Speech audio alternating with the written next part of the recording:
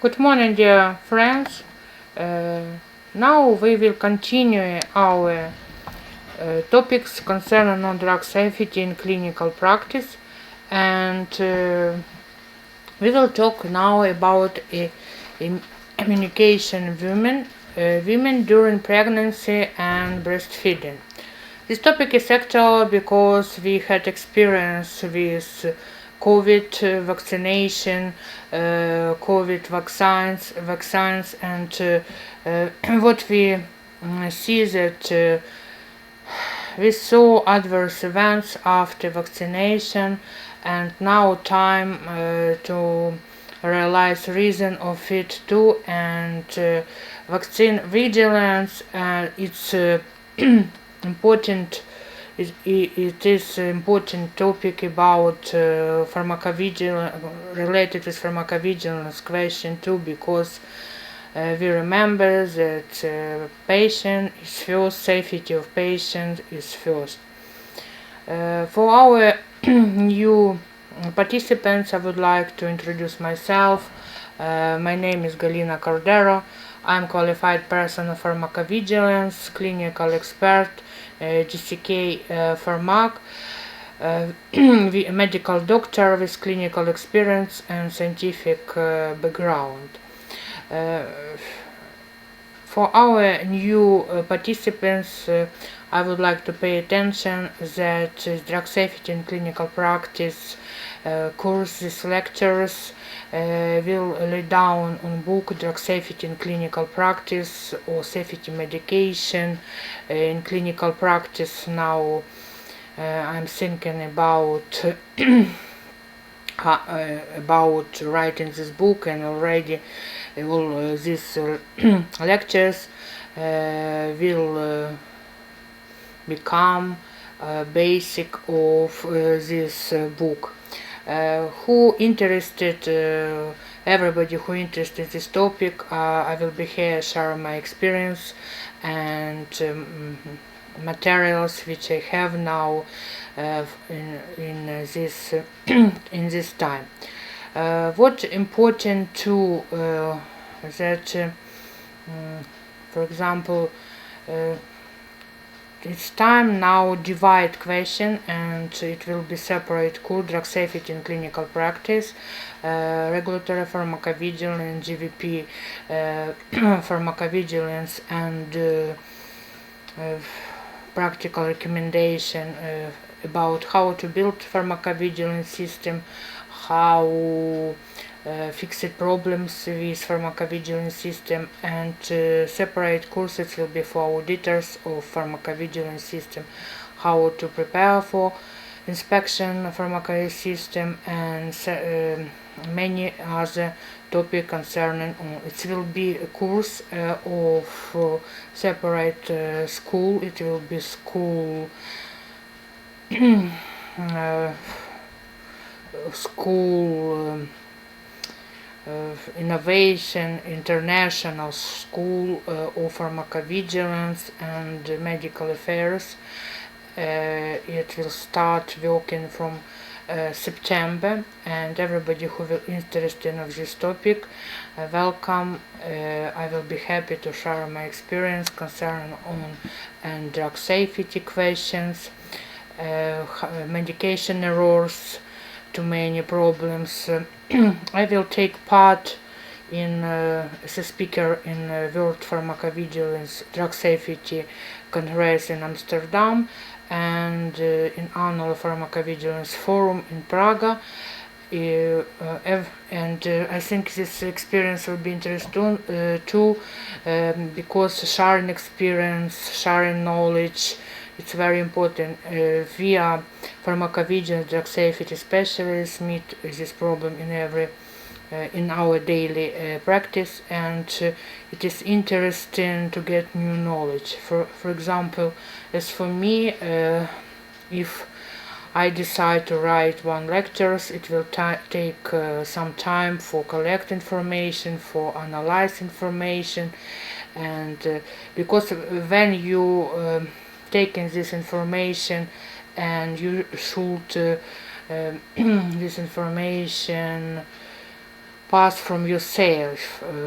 From yourself. What I mean that if you can explain very simply difficult,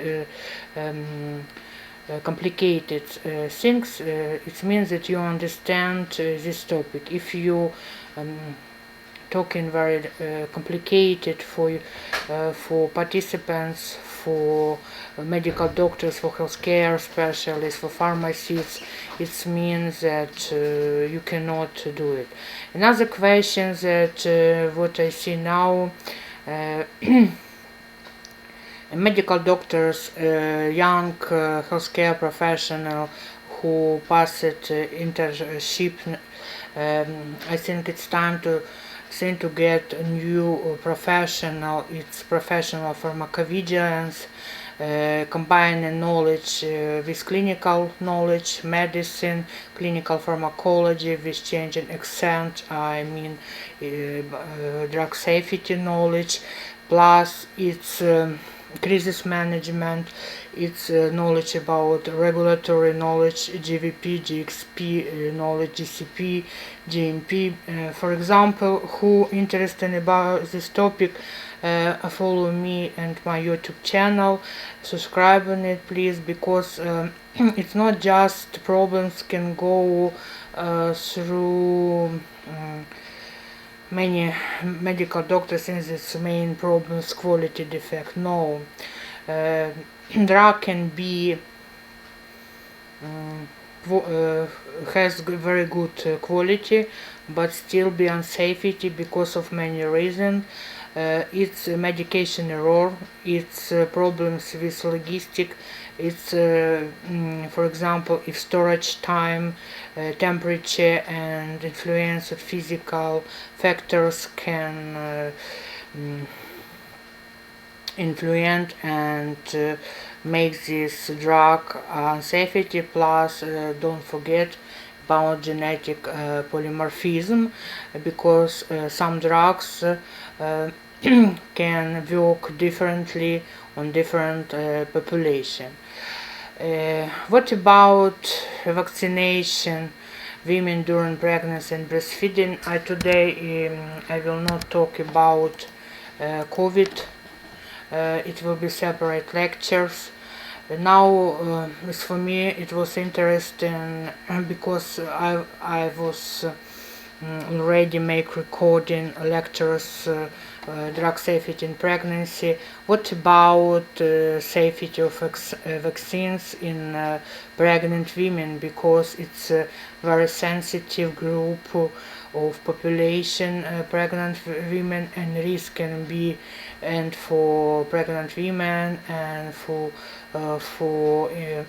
fetus, future newborn child, and it's important too. We everybody remember some problems with vaccines when was identified higher level of aluminum in this vaccine, and many scientists pay attention. It can be reason of development autism and causality relationship between vaccine and autism now discuss it too. And plus we still should remember drug interaction, vaccine interaction, drug food interaction, drug disease interaction, drug device interaction, and it's very difficult do not lose in this forest of interactions. It's why you should have medical knowledge, clinical knowledge, clinical pharmacology knowledge, plus research development knowledge, GCP knowledge, clinical trials knowledge. Is this combining knowledge as a party? What I see, we don't have no one proper institute who can provide this knowledge, because We have medical university, we have pharmacology academy, but still drug safety, pharmacovigilance knowledge, it's combined now knowledge. And many people asked me, what is pharmacovigilance? What should just understand about others' effects, others' reaction? No, because question is that to find, detect signals, management signals, easy signals, have transformation, and it become risks, and how to manage risk, then minimization measure, development of minimization measures. It's long story which require very strong knowledge. I'm sorry for so long preamble of these lectures, but I'm receiving many questions and I'm very thankful for it. Please contact me through galina.gmail.com email, and you can find answers. I will provide you answers from my experience, from discussed situation, from open source, because when you talking about general question, you can say, okay, I understand everything clear, but when we discuss separate clinical situation, we can find many interesting open questions too. And majority medical doctors, healthcare professional, now paying attention now on new drugs, on new molecules, but still don't forget about old drugs. I'm saying old drugs because, for example, hydrochlorothiazide drugs and causality with melanoma cancer, melanoma cancer of skin, and factor of risk, it will be long photosensibilization and long duration of taking these drugs. What about vaccines? Vaccine is not drug. Vaccines main reasons prevent disease.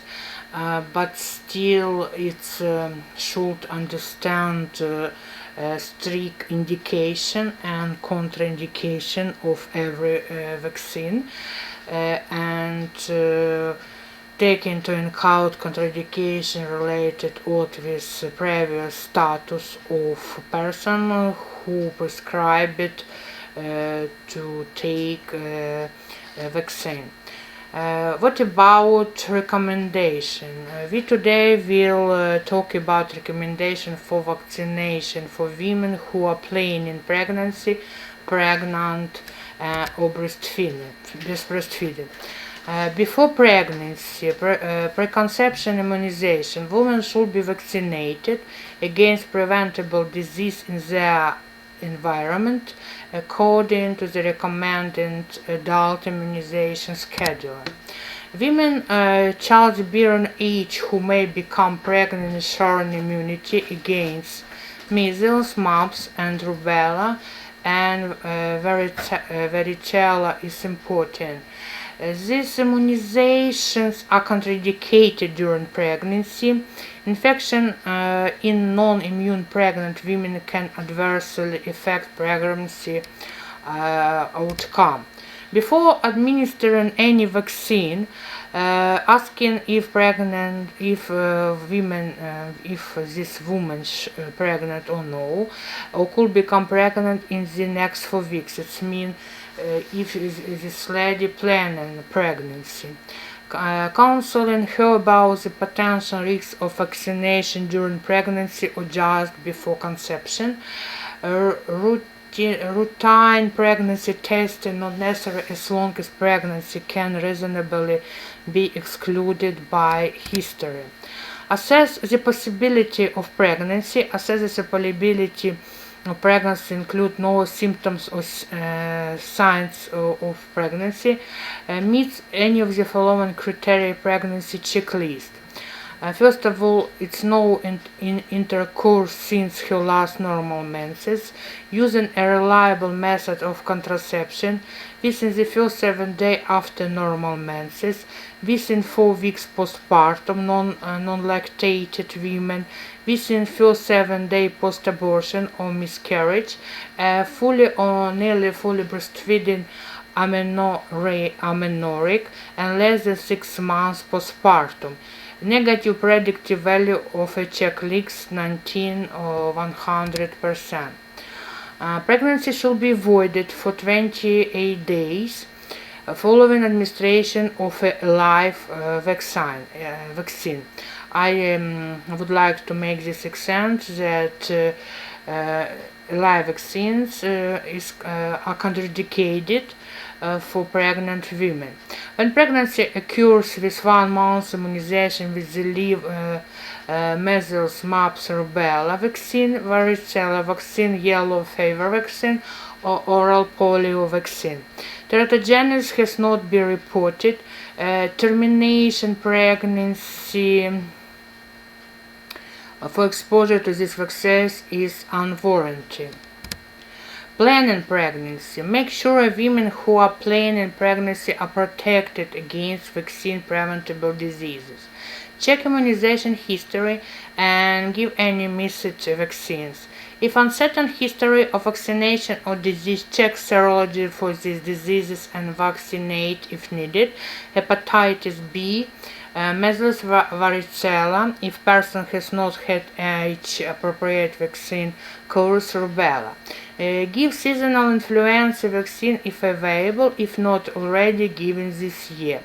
Give extra vaccines such as pneumococcal or meningococcal vaccines to those medically at risk. Avoid pregnancy within 28 days of receiving a live vaccine. During pregnancy, minimize the risk of infection exposure, avoiding travel to higher risk location, areas where yellow fever, for example, is prevalent. Ensuring that family members are immunized according to standard immunization schedules, maintaining good hygienic practices, hand washing, using clean water, cooking food adequate. During pregnancy, recommended vaccination during pregnancy protect both the mother and the baby. Give seasonal influenza vaccine at any time during influenza season if not already received. Give Pertussis containing vaccine early in the third trimester, ideally 20-32 weeks. Give non-live vaccines only if needed, if the benefits outweigh the risks. Do not give live vaccines. If inadvertently given, seek expert advice. Breastfeeding. Women can safely receive most vaccines and give seasonal influenza vaccine if not already given this year.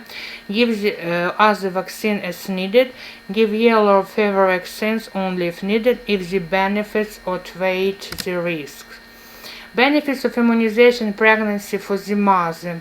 Vaccine recommended for the protection of pregnant women health include inactivated influenza vaccines, cellular pertussis vaccine given as tetanus toxoid, diphtheria toxoid, cellular pertussis vaccine.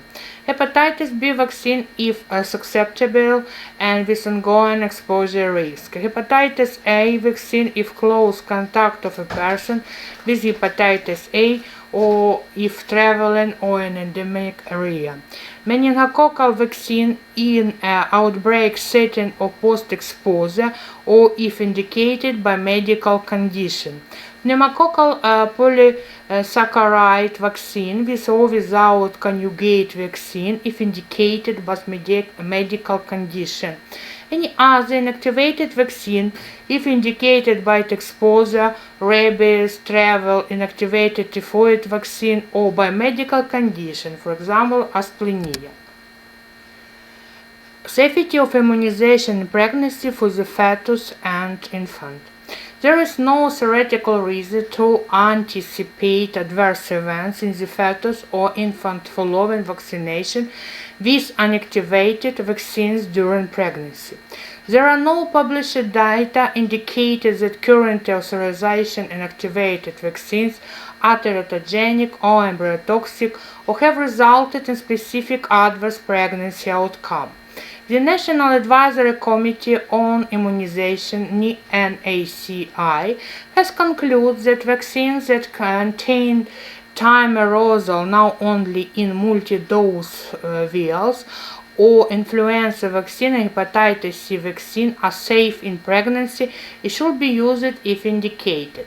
In general, live attenuated viral or bacterial vaccines are contraindicated in pregnancy, as there is theoretical risk to the fetus. However, when benefits outweigh the theoretical risk, vaccination with a live attenuated vaccine may be considered during, for example, a rubella outbreak. Recommended vaccines: inactivated influenza vaccines. All pregnant women at any stage of pregnancy should receive inactivated influenza vaccine during each pregnancy because of their increasing risk of influenza-associated morbidity, evidence of adverse neonatal outcomes associated with maternal influenza, evidence that vaccination in pregnancy decreases risk of stillbirth and protects newborns from influenza-related hospitalization, and evidence that infants born during the influenza season to recipients of influenza vaccine are less likely to premature, small for gestational age, or low birth weight. There is good evidence demonstrating the safety of inactivated influenza vaccine during pregnancy. Active surveillance following influenza vaccination during pregnancy has not shown evidence of harm to the mother or fetus associated with influenza immunization. Also, the cumulative sample size of these studies is relatively small, particularly for immunization in the first trimester. Passive surveillance has not raised any safety concern, despite widespread use of influenza vaccine in pregnancy over several decades. Surveillance following the use of both adjuvanted and unadjuvanted pandemic H1N1 influenza vaccine is more than 1,000 pregnant women in Canada, 100,000 pregnant women in Canada, and almost 500,000 pregnant women in Europe did not reveal any safety concerns. During the influenza season, if influenza vaccine was not received during pregnancy, it should be given as early as possible postpartum, preferably before discharge from hospital. Recommended vaccines: pregnant women. Pertussis vaccine given as tetanus toxoid, diphtheria toxoid, a cellular pertussis vaccine. All pregnant women should be given tetanus toxoid, diphtheria toxoid, a cellular pertussis Tdap vaccine during every pregnancy, irrespective of their Tdap immunization history. Immunization with Tdap in pregnancy has been shown to be safe and effective in preventing neonatal and infant pertussis infection. Higher levels of antibody are transferred to the fetus, protected the newborn from pertussis during the first 2 months of life women when morbidity and mortality from pertussis infection is highest.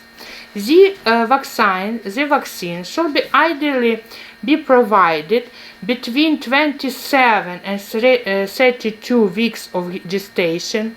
Immunization between 13 and 26 weeks of gestation may be considered in situations where there may be increased risk of preterm delivery. Also, it is preferred that immunization is administered in sufficient time before birth, 4 weeks, to allow optimal transfer of maternal antibodies. If not given earlier, it should be given at any time until delivery to provide partial protection and prevent maternal pertussis infection and subsequent transmission to the newborn. Administration of tetanus toxoid in pregnancy has been shown to prevent neonatal tetanus infection and death in countries with higher rates of neonatal tetanus. Hepatitis B HB vaccine. All pregnant women should be routinely tested for hepatitis B surface antigen HBs antigen in each pregnancy unless they already know to be hepatitis B virus HBs immune or carriers of HBV, so the newborn can be given HB prophylaxis if it indicated.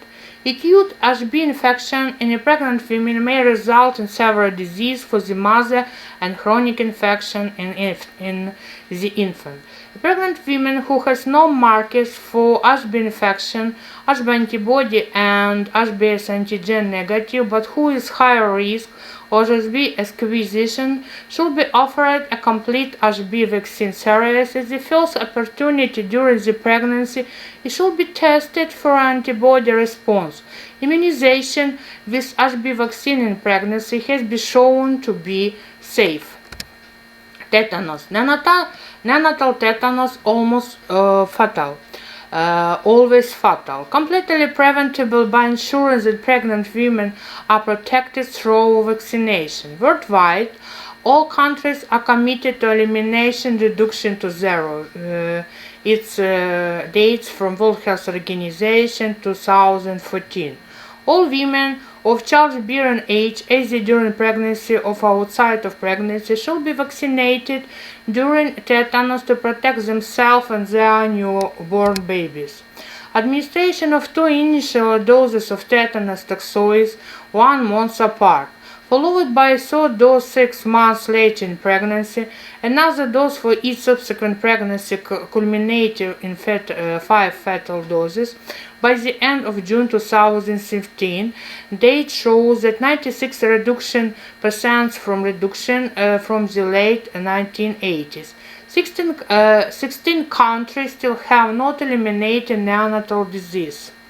WHO 2014.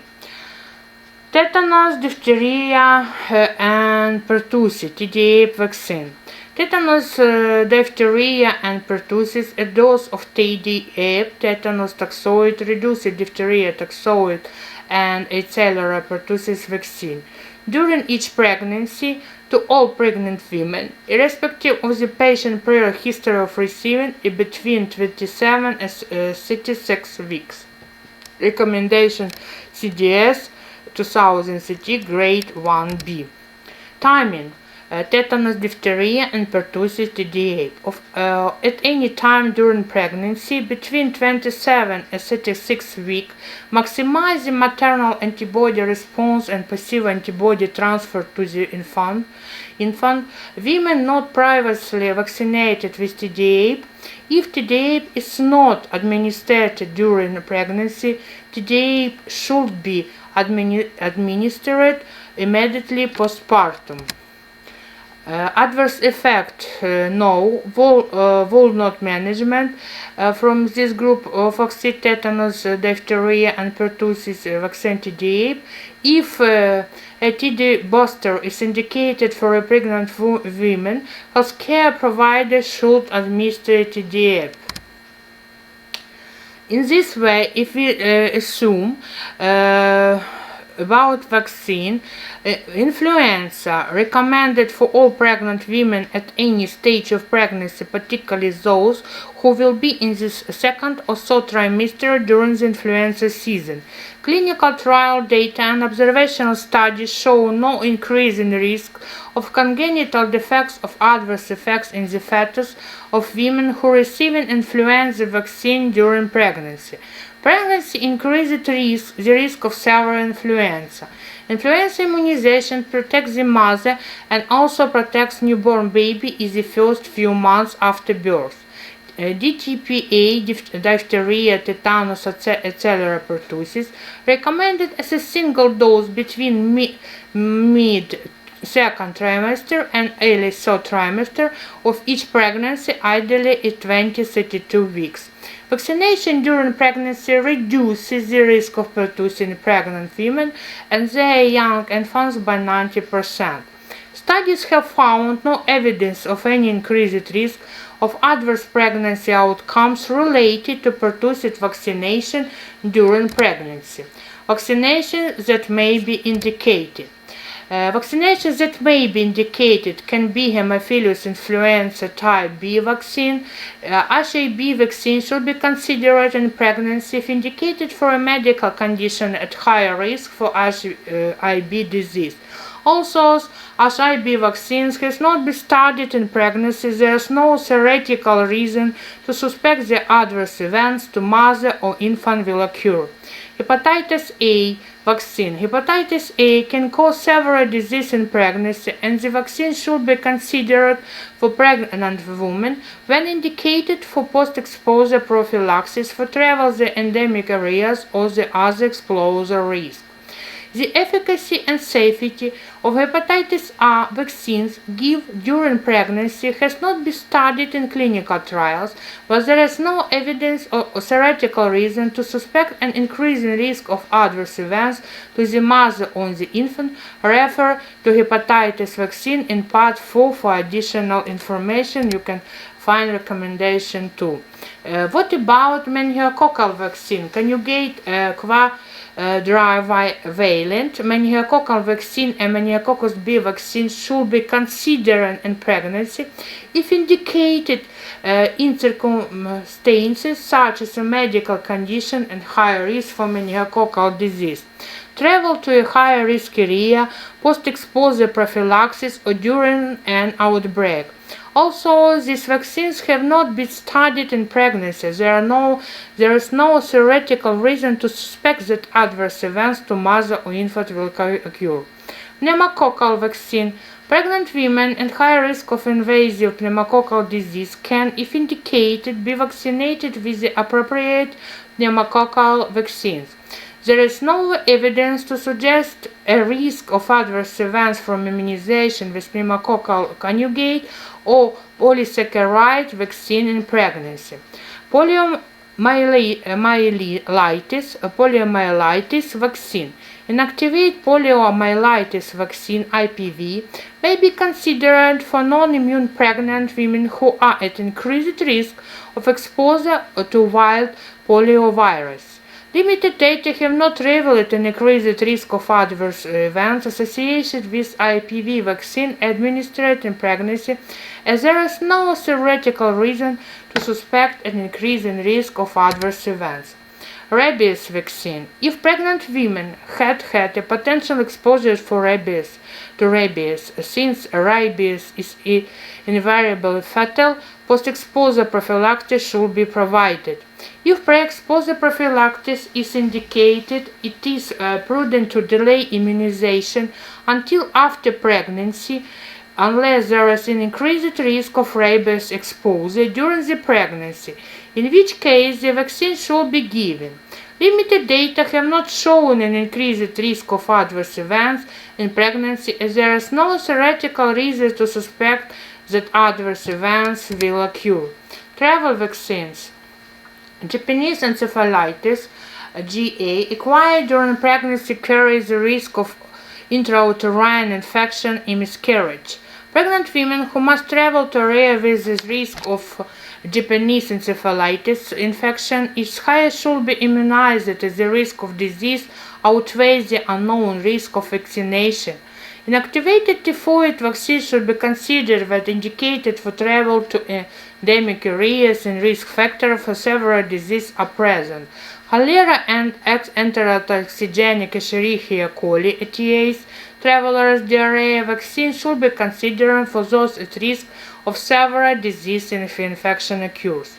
There are inactivated vaccine, and there is no theoretical reason to suspect an increased risk of post-immunization adverse effects in the mother or fetus. However, because these vaccines have not been studied in pregnancy, administration should be considered only in higher risk situations after evaluation of the benefits and risk. Live typhoid vaccine should be not used in pregnancy. What about immunoglobulin? Immunoglobulin products may be administered in pregnancy as required for pre- or post-exposure prophylaxis. measles, varicella, HA, HB, tetanus, rabies, or replacement therapy. There is no known or theoretical risk to the fetus or to pregnant women from their administration.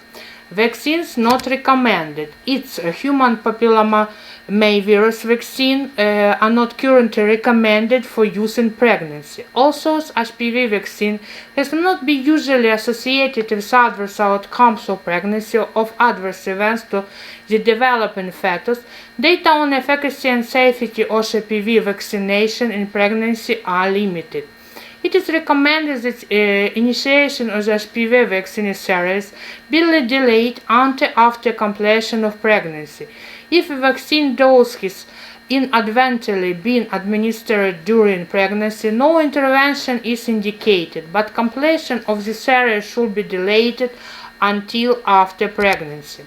Recombinant herpes zoster vaccine. This vaccine should be used with precaution in those who are pregnant, as there is no data of its use in this population. Or breastfeeding, as the effect of breastfeeding infants of vaccination in those who are breastfeeding has not been studied. The safety and efficacy in individuals younger than 18 years of age has not been studied, as there are limited data on its use in immunocompromised individuals 50 years or age and older. Generally contraindicated vaccines. First of all, it's measles, mumps, rubella vaccine. Also, MMR vaccine is generally contraindicated in pregnancy. In situations where potential benefits might outweigh risks, such as during measles or rubella outbreaks, vaccination may be considered. Rubella infection during pregnancy frequently gives rise to congenital rubella syndrome, which can result in miscarriage, stillbirth, or fetal malformations. Measles during pregnancy results in a higher risk of premature labor, spontaneous abortion, and lower birth weight in infants. To date, there is no evidence or demonstration that teratogenic or other adverse effects from MMR vaccine given during pregnancy in adverse immunization with MMR vaccine is therefore not a reason for pregnancy termination. Pregnant women without documented laboratory evidence of rubella immunity or prior immunization with rubella-containing vaccine should be serologically screened for rubella antibodies. Those who are seronegative should receive MMR vaccine with the first dose given in the immediate postpartum period before discharge from hospital, unless they have received Rh immunoglobulin, HLG, or other blood products recently. If indicated for measures of mumps protection, a second dose of MMR should be given 4 weeks or more after the first. For postpartum MMR immunization of women who received Rh immunoglobulin of other blood products. Monovalent varicella vaccine. Monovalent varicella vaccine, a live attenuated vaccine, is contraindicated in pregnancy because there is theoretical risk to the fetus. However, there is no evidence to demonstrate teratogenic or other adverse event from varicella vaccination in pregnancy. Inadvertent immunization with varicella vaccine is not a reason for pregnancy termination. Pregnant women without documented laboratory evidence of varicella immunity or prior immunization with 2 doses of varicella vaccine should be serologically screened for varicella antibodies. Those who are seronegative should receive univalent varicella vaccine in the immediate postpartum period prior to hospital discharge unless they have received Rh immunoglobulin. Second dose should be given 4 weeks or more after the first. For additional information regarding postpartum MMR immunization of women who received Rh immunoglobulin or other blood products. Live herpes zoster vaccine is contraindicated in pregnancy, and pregnancy should be avoided for 3 months after vaccine administration. While no studies have been conducted in this population, naturally occurring VZV infection, live herpes zoster vaccine, is known to cause fetal harm in some cases. and given the age indication, as they were more than 50 years or equal 50 years, it's unlikely to be inadvertently given in pregnancy. Yellow fever vaccine vaccine. Yellow fever virus can cause several infections in pregnancy, and transmission to the fetus has been reported.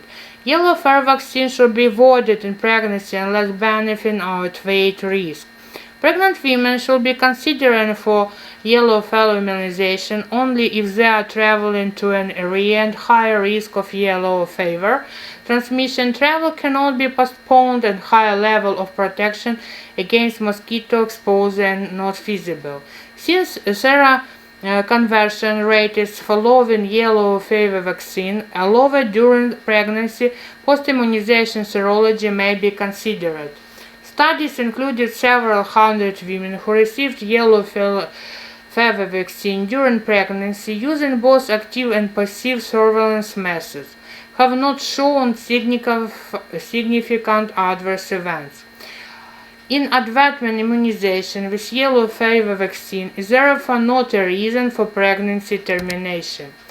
As they leave attenuated vaccines as a generic contraindicated vaccines. The use of other attenuated vaccine during pregnancy must be evaluated on the basis of the individual risk and benefit. If an alternative inactivated vaccine is available, such as in the case of influenza or typhoid vaccine, should be used instead of live attenuated vaccine. But till galmetic variant vaccine has not been studied in pregnant women and should not be given during pregnancy. Also, no harmful effect of BCG vaccination on the fetus have been observed.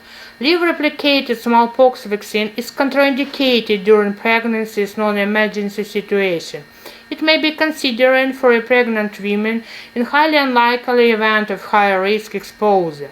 Smallpox vaccine can very rarely lead to the fatal vaccinia, resulted or stillbirth of neonatal death.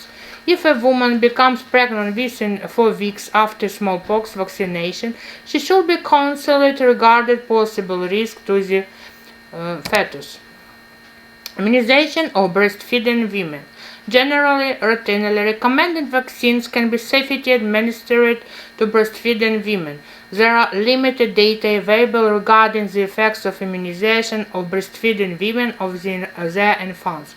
However, there have been not reported adverse events related to administration of root vaccines.